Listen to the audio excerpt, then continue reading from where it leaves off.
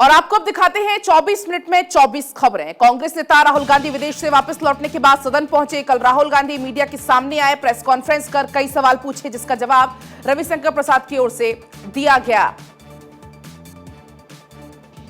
Press conference में उन्होंने बताया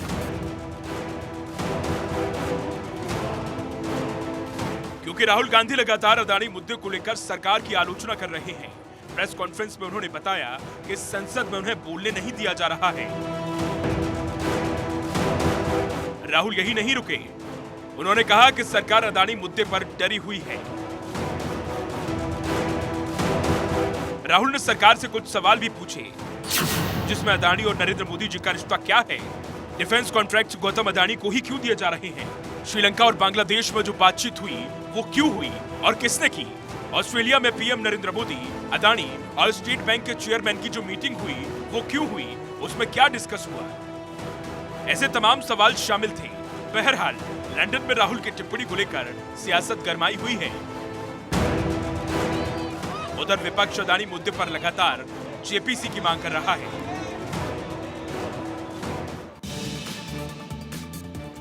एक और विपक्ष अदानी मामले पर जेपीसी की मांग कर रहा है, तो दूसरी ओर सरकार के मंत्री राहुल गांधी की टिप्पणी पर माफी मांगने की बात कर रहे हैं। मोदी अदानी भाई भाई। बजट सत्र के दूसरे सेशन में हंगामा जारी रहा।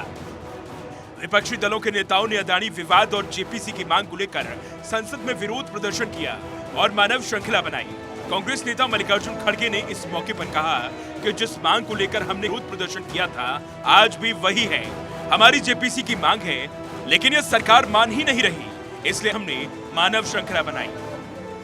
डिमांड हम जब करते हैं तो उसमें सत्यता निकालने की कोशिश करते हैं, तो ये सरकार मान रही नहीं, इसीलिए हमको प्रोसेशन करना पड़ा। हंगामे और वार पलटवार को देखते हुए सदन की कार्यवाही स्थगित हो गई। विपक्ष लगातार अदानी मुद्दे पर सरकार को घेर रहा है।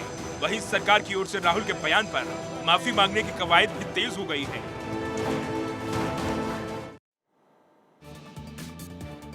और इसी माफी मांगने की कड़ी में एक बार फिर केंद्रीय मंत्रियों ने प्रेस कॉन्फ्रेंस कर राहुल गांधी पर निशाना साधा और उसके बाद सियासी हंगामा तेज हो गया।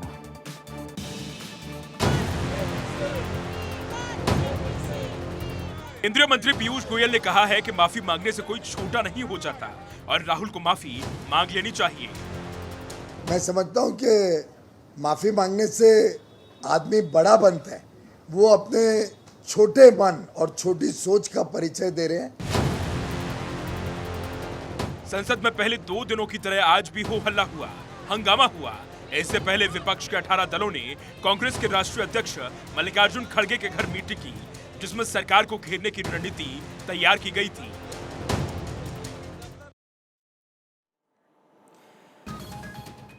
विपक्ष दावा करता है कि 2024 में मोदी को जीतने नहीं देंगे। मोदी सरकार की उल्टी गिनती चालू है, लेकिन जब बात आती है विपक्षी एकजुटता की तो सिर्फ बिखराव नजर आता है। रिपोर्ट देखिए।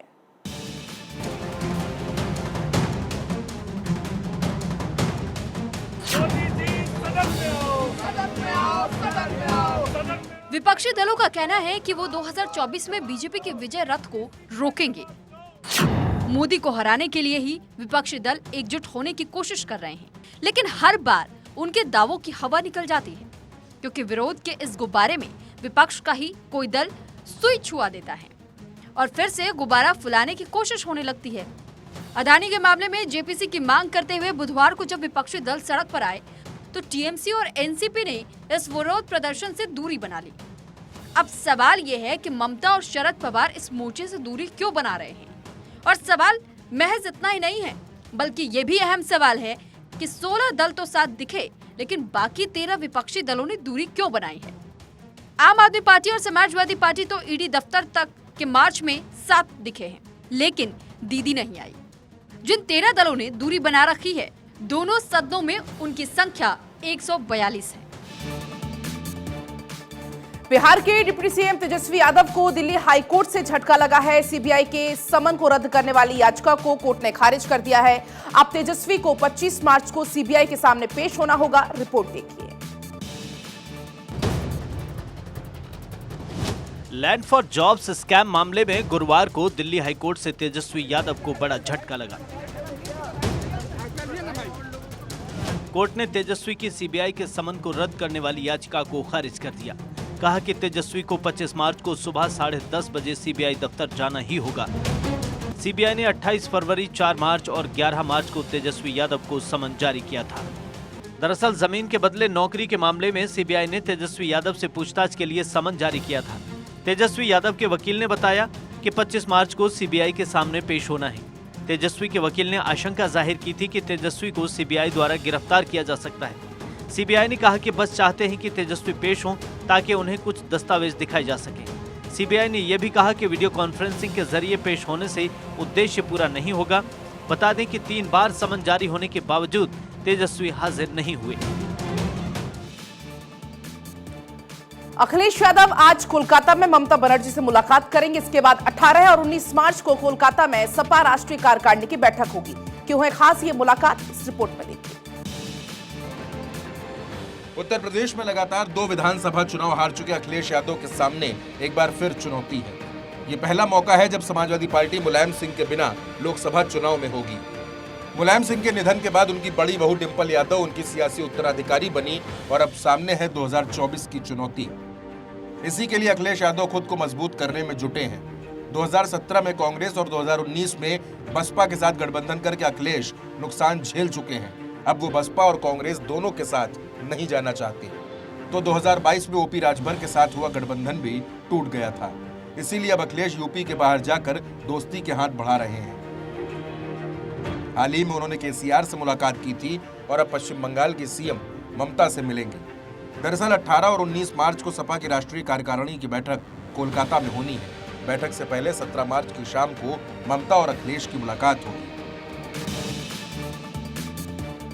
और अब बात जम्मू कश्मीर की सियासत की, जहां महबूबा मुफ्ती के शिवलिंग पर जलाभिषेक करने के बाद विवाद बढ़ गया। बयानबाजी तेज हो रही है, जिस पर महबूबा मुफ्ती की ओर से भी जवाब आया।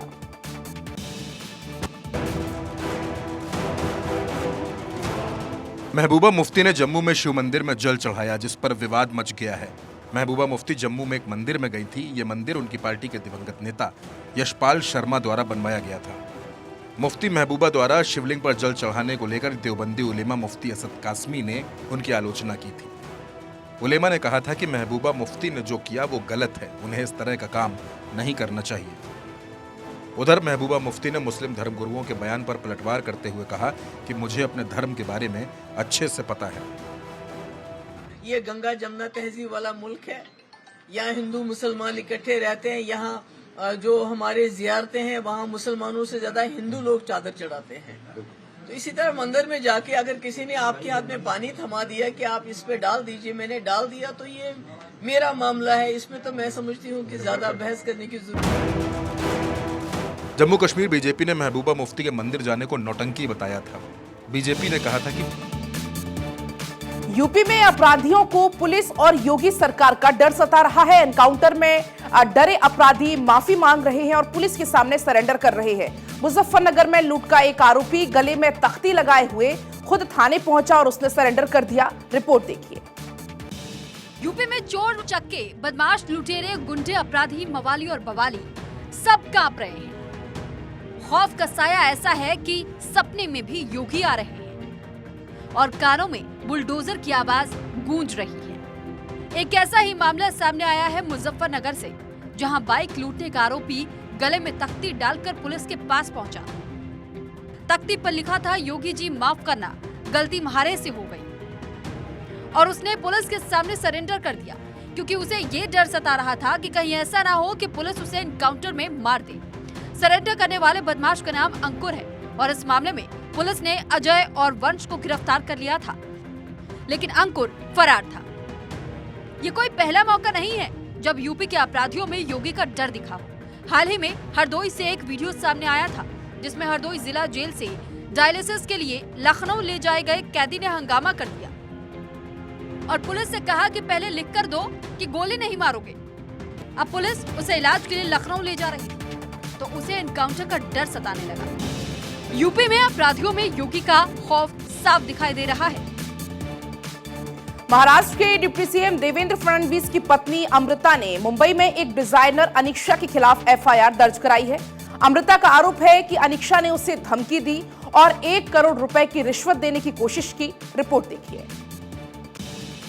महाराष्ट्र के उप मुख्यमंत्री देवेंद्र फडणवीस की पत्नी अमृता फडणवीस ने मुंबई में एक डिजाइनर के खिलाफ एफआईआर दर्ज कराई है।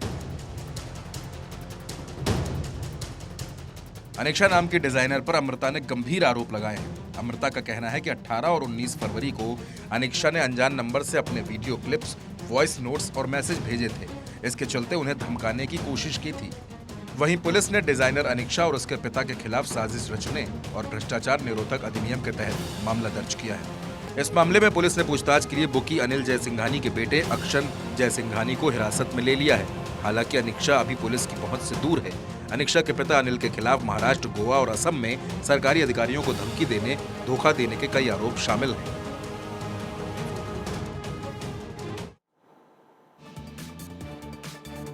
हम आपसे सवाल पूछें कि क्या आप दिल्ली में रहते हैं? अगर आपका जवाब हाँ है तो सतर्क हो जाइए, क्योंकि वायु प्रदूषण को लेकर आई नई रिपोर्ट आपको डरा देगी। इस रिपोर्ट के मुताबिक दिल्ली वाले 12 महीने में 12 दिन भी साफ हवा की सांस नहीं ले पाते हैं। वायु प्रदूषण की आई नई रिपोर्ट के मुताबिक दिल्ली वाले 12 महीने में 12 दिन भी साफ हवा में सांस नहीं ले पाते। विश्व स्वास्थ्य संगठन ने 2021 में गाइडलाइन जारी की थी। इसमें हवा में मौजूद 6 प्रदूषणकारी तत्वों का मानक तय किया गया था। इसके मुताबिक हर क्यूबिक मीटर में PM 2.5 की मात्रा का सालाना औसत 5 माइक्रोग्राम से ज्यादा नहीं होना चाहिए। वर्ल्ड एयर क्वालिटी की रिपोर्ट बताती है कि 2022 में राजधानी दिल्ली की हवा में हर क्यूबिक मीटर में PM 2.5 की मात्रा 92.6 माइक्रोग्राम रही थी। ये तय मानकों से 18 गुना ज्यादा है। भारत के 6 बड़े शहर दिल्ली, मुंबई, हैदराबाद, बेंगलुरु और चेन्नई में रिपोर्ट बताती है कि दिल्ली की हवा सबसे ज्यादा प्रदूषित है। फेसबुक पर एक बार फिर से डेटा चोरी करने का आरोप लगा है। नीदरलैंड के कोर्ट ने बड़ा फैसला सुनाते हुए कहा कि बिना अनुमति फेसबुक ने लोगों के डेटा विज्ञापन कंपनियों को साझा किए।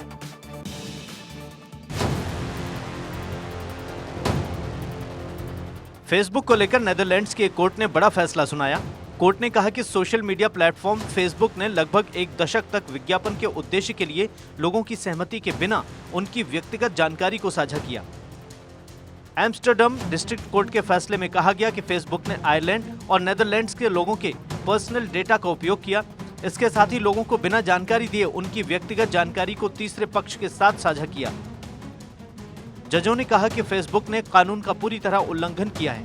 हालांकि जजों ने इस दावे को खारिज कर दिया, जिसमें यह कहा गया था कि ऑनलाइन कुकीज का उपयोग विज्ञापनों को टारगेट करने के लिए किया जाता है। अदालत का यह फैसला नेदरलैंड स्थित डेटा प्राइवेसी फाउंडेशन द्वारा लगाए गए मुकदमे के बाद आया है, जो खुद को इंटरनेट वॉच डॉग कहता है।